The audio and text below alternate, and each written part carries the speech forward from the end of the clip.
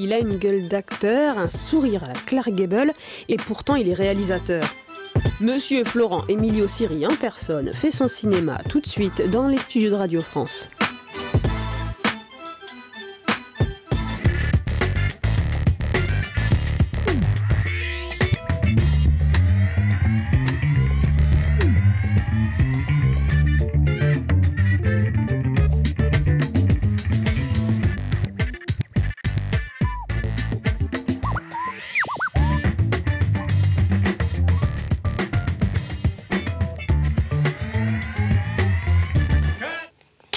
Salut, c'est Florent Emilio Siri dans Au Ciné. Florent joue les mystérieux derrière ses lunettes noires. Décontracté, même si en fait la télé c'est pas tellement son truc.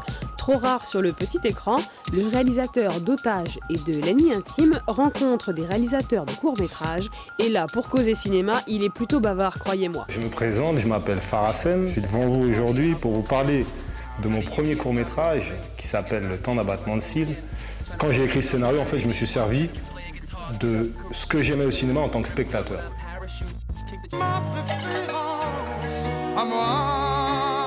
J'ai un peu plus de 30 ans, donc je suis de la génération Tarantino, Scorsese, Brian De Palma, donc j'ai utilisé en fait toutes ces références pour faire un film de gangster comme ceux que j'ai aimé voir à l'époque.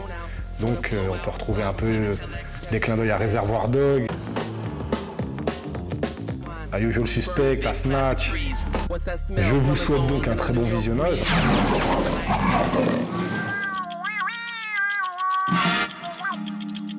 Je vois que t'aimes le film de truand. Hein. Si tu veux, je me suis inspiré de ce que j'aimais en tant que spectateur pour faire le film en tant que réalisateur. Parce qu'à la base, je voulais être acteur. Et je me suis dit que la meilleure solution pour être acteur, c'est de faire son film. Bien sûr. Et je me suis dit, bah, tant qu'à faire, autant faire un film de gangster. J'ai dit, ce serait bien d'être un gangster dans un film. T'as une tronche de gangster? Non, pas forcément. Moi, j'avais un bon casting, des bons acteurs d'expérience. J'étais le seul novice, c'était la première fois que je faisais l'acteur, donc je savais que j'allais être faux les 3/4 du temps. Il n'y a pas personne pour me diriger. Donc il ne fallait pas que je base le film que sur moi. Et vu que c'est en fait un polar huis clos avec une histoire de blanchiment d'argent, et qu'il y a un dénouement à la fin, c'est une escroquerie, on ne sait pas par qui elle est montée. Il fallait laisser planer le doute, parce que le coupable est forcément dans la pièce. Donc il fallait laisser planer le doute à savoir qui c'est, donc il ne fallait pas en filmer un plus que les autres, il fallait essayer de faire un petit découpage un peu comme ça. Et puis ça aurait été dommage de ne pas filmer des gueules pareilles, parce qu'ils ont tous des bonnes gueules d'acteurs. Tous des bonnes gueules. Les ambiances comme ça, moi j'aime beaucoup ça. J'ai fait ça dans Otages. C'était un peu l'idée de mélanger l'univers du film noir et du western. En fait, j'ai essayé de mélanger ces deux univers. Parce que c'est vraiment beau, celui c'est vraiment le shérif qui arrive dans la petite ville. Voilà. Et puis avec le film noir, il y a plein de lumière, de scènes dans la maison, les ombres, tout ça. Surtout avec le jeune, le personnage Mars. Ouais, Mars. Ouais. Qui est un peu... il est super. Ouais. Par exemple là, tu vois, tout ça, c'est vraiment que c'est dans l'esprit des lumières, des films noirs, tu vois. C'est une source de lumière, quasiment une seule. Alors ça, j'aimais bien cette idée, ça, c'est très film noir. Par exemple, comment travailler de genre? Un type qui se sert d'un otage pour rentrer dans un... Et c'est le scénariste qui a trouvé, j'ai trouvé génial cette trouvaille de d'attacher le pistolet à la main et au type. C'est-à-dire qu'on ne peut pas les désolidariser, c'est-à-dire que la porte se ferme. Et là, on est vraiment dans le film noir. T'as les contre-jours, les ombres comme ça. On voit pas tout de suite les types super mystérieux. Mais c'est vrai que le film de gangster, j'adore ça. Mais ce qui est bizarre en France, c'est que ça, depuis les années 70, ça marche plus, le film de gangster. Alors qu'on avait une tradition depuis les Becker, les touchez pas au Grisby. Ah, c'est fondant, il y a une ambulance qui a l'air de nous filer le train depuis Pigalle. En passant par les Melville, vraiment des films sur le milieu. Et puis, bizarrement, je sais pas pourquoi. Aujourd'hui, les films de flics marchent mieux que les films de truands. C'est clair. Justement, pour en revenir à ça, au fait de tourner aux États-Unis, est-ce que tu as été libre sur vraiment tes choix artistiques, sur ta manière de réaliser? J'ai eu de la chance. Tu as eu Final parce que Cut, Bruce il m'a fait confiance. Tu vois, comme j'avais son avaloir. Et c'était lui qui était un des producteurs du film. Producteur aussi. Ouais, bon. Bah, il avait adoré Need Gap, c'est pour ça qu'il m'a appelé, qu'il m'a choisi. Il m'a laissé vraiment libre toute cette scène. Par exemple, dans le scénario, les types n'étaient pas du tout masqués, on les voyait. Moi, je leur ai dit non, il faut que les mecs, on ne les voit pas, ils soient masqués.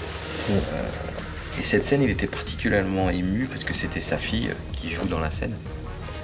la gamine qui a le sac sur la tête, c'est vraiment sa fille. Donc il jouait vraiment en pensant que c'était sa fille, quoi. Donc il est très très juste.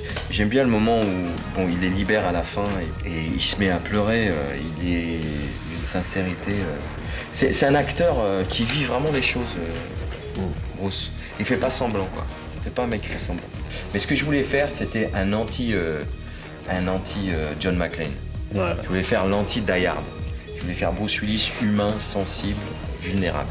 Et pas le mec qui balance une vanne toutes les 5 minutes. Mais cette fois, John Wayne ne s'éloignera pas dans le soleil couchant avec Grace Kelly. C'est Gary Cooper, connard. Le héros humain, humaniste. Mais on commence comme un film de Bruce Willis parce qu'il dit personne ne va mourir aujourd'hui. Voilà, même il a allongé, il téléphone tranquille. C'est clair. Non. Ce qui est intéressant, par exemple, dans ce plan, c'est que, par exemple, aux États-Unis, c'est qu'on a accès à certains jouets, entre guillemets, de metteur en scène. Et là, en fait, c'est un petit hélicoptère. Et en fait, je joue le début du mouvement comme si c'était un mouvement de grue normal. On se dit, ah, c'est un mouvement de grue, et puis tout d'un coup, ben, c'est bizarre, il fait le tour. Là, on peut penser que c'est encore une grue. Ouais. Et quand le camion démarre, on se dit, tiens, ça continue, et puis ça va s'élever. Ouais, c'est ça, en fait. Ça, voilà, c'est très film noir. Ouais. La musique de Desplat qui monte, qui est très film noir. Et puis je joue vraiment avec l'imagerie du film noir, parce que je coupe au milieu du plan, là.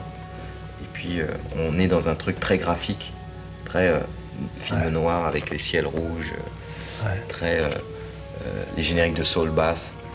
Et ça, ouais, ça renvoie vers le générique de début. D'ailleurs, le générique de début. C'est un Français qui l'a fait. Il est très bien, très bon, franchement, il m'a surpris.